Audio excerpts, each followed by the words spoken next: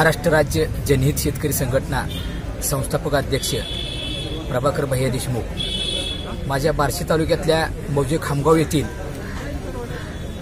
आर्यन कारखान्यामध्ये 2014-15 ला हजारो शेतकऱ्यांचा ऊस गाळपासाठी गेला होता। त्या ऊसाचे 121 कोटी रुपये आहे आणि ऊस वाहतुकीचं बिल 2.25 कोटी रुपये आहे। ते अद्याप माझ्या ह्या शेतकऱ्याच्या खात्यावरची एक दमडा रुपया जमा केलेला नाही आणि या बाबतीत 2015 ला मे महिन्यामध्ये बार्शी तहसील कार्यालयासमोर विविध प्रकारचे आंदोलन केले।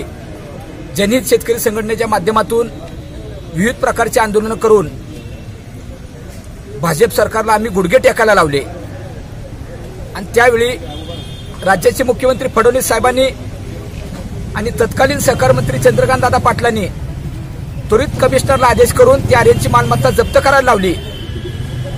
परंतु आता आर्यन कारखाना हा आमदार दिलीप सोपल साहेबांनी अभिमन्यू चक्रात अडकवलेला आहे। अतिशय डोकं शार्प चालवून हजारो शेतकऱ्यांचे प्रपंच उद्ध्वस्त करण्याचं एक कट रचलेलं आहे आमदार दिलीप सोपलनी। आता ह्या गोष्टी अशा निदर्शनास येतात की आम्ही सातत्यानं 2015 पासून आज 4 वर्ष झालं ही जनहित शेतकरी संघटना सातत्याने आंदोलन करते, पाठपुरावा करते। हायकोर्टात आम्ही याचिका दाखल केली। एकीकडे अविनाश भोसलेंना सोपल साहेब म्हणतात की अविनाश भोसलेंना हा कारखाना हस्तांतर केलाय। त्या मुद्द्यावरती आम्ही आंदोलन करून अविनाश भोसलेला 18 महिने जेलमध्ये घातलं। दुसरीकडे शासन म्हणतंय आर्यनची 5 एकर कंपनीची मालमत्ता आम्ही जप्त केली, परंतु आर्यनच्या एरियामधली सगळे उतारे काढले आम्ही। तर 97 एकराचे उतारे, त्यातली 5 एकर जमीन आर्यन कारखान्याच्या नावावर आणि राहिलेली 92 एकर जमीन ही योगेश सोपल कारखान्याचे संस्थापक चेअरमन आणि इतर त्यांच्या बगल बच्च्यांच्या नावावरती।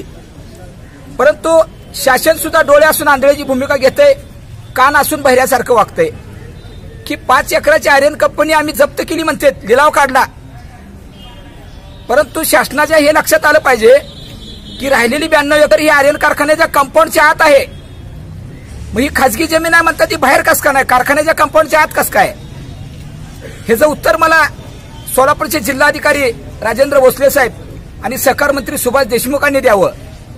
दुसरा मुद्दा असा आहे की डीसीजी बँकेनं तत्कालीन चेअरमन आणि त्यावेळेचे तत्कालीन सरव्यवस्थापक यांनी 5 एकराची आर्यन कंपनी जप्त केली म्हणतंय शासन। मग 5 एकरावरती 132 कोटी कर्ज बेकायदेशीर दिलं कस काय? दुसरा की 46 कोटी कर्ज साखरेवरती काढलं, आमच्याकडे पुरावे आहेत, रेकॉर्ड आहे माझ्याकडे।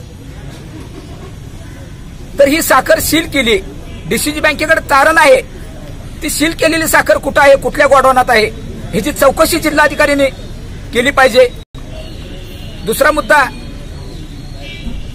बेकायदेशीर कर्ज दिलंय 132 कोटी, ही 5 एकर जमीन काय महाबळेश्वरची तर नाही की? आणि अशा अवस्थेत 4 वर्ष झालं माझ्या हजारो शेतकऱ्यांचे प्रपंच उद्ध्वस्त झालेत। 20 ते 25 शेतकऱ्यांच्या मुलीची लग्न अक्षरशः मोडली। मग खरंच तालुक्याचे आमदार दिलीप सोपल शेतकऱ्यांचे कैवारी असतील तर सोपल साहेब आपल्याला एक छोटासा मार्ग सांगतोय। तुमची गेल्या महिन्यात मी पेपरला बातमी वाचली, एकीकडे आदरणीय भाजपचे नेते राजाभाऊ राऊतांचं आंदोलन झालं, दुसरीकडे आमदार दिलीप सोपलांचं आव्हान आलं की आर्यन कारखान्याचं बिल पैसे मी घेतल्याशिवाय गप्प बसणार नाही। सोपल साहेब, या आर्यनच्या ऊसाचं बिल मिळण्यासाठी तुम्हाला आंदोलनाची आवश्यकता नाही। तुमच्या जी लाडक्या पुतण्याच्या नावावरती 92 एकर जमीन आहे योगेश सोपलच्या, ती जमीन तुम्ही शासनाला विकावी आणि खरंच शेतकऱ्याचे पैसे मिळवून द्यायचे असतील, सोपल साहेबाला खरं वाटत असेल तर तुम्ही ती 92 एकर जमीन शासनाला विकावी। 4 ते 5 उद्योगपती एका पायावरती कारखान्याचा लिलाव झाल्यानंतर कारखाना विकत घ्यायला तयार आहेत आणि तमाम मी सोलापूर जिल्ह्यातल्या महाराष्ट्रातल्या जनतेला, शेतकऱ्याला दाखवून देतो, माझ्या पोलीस अधिकाऱ्यांना दाखवून देतो, संबंधित अधिकाऱ्यांना दाखवून देतो की हा विषय असा आहे की फक्त डोळे असून आंधळ्याची भूमिका, कान असून बहिऱ्यासारखं वागताय आणि एकीकडे शेतकऱ्याच्या हिताच्या गप्पा मारताय। परंतु या आर्यनच्या कारखान्यातली 92 एकर जमीन योगेश सोपलच्या नावावरती आहे। ही जर मालमत्ता त्वरित शासनाला ही आमदार दिलीप सोपल साहेबांनी विकली तर हा व्यवहार 2 दिवसात कांडका पडतोय। आमदार दिलीप सोपल साहेबांनी हा मनाचा मोठेपणा दाखवून त्यांनी ह्या सर्व झालेल्या याचं उसाचं बिल मिळालं तर त्याचं श्रेय आमदार दिलीप सोपल साहेबांनी घ्यावी। जनहित शेतकरी संघटना आपल्या पाठीशी खंबीरपणे उभा असेल। मान्य तहसील यांनी आता या आत्मदानाच्या आंदोलनापूर्वी आम्ही आत्मदान करायच्या आधीच त्यांनी लेखी स्वरूपाचं ठोस आश्वासन दिल्यामुळे आम्ही तात्पुरतं आंदोलन स्थगित करतोय।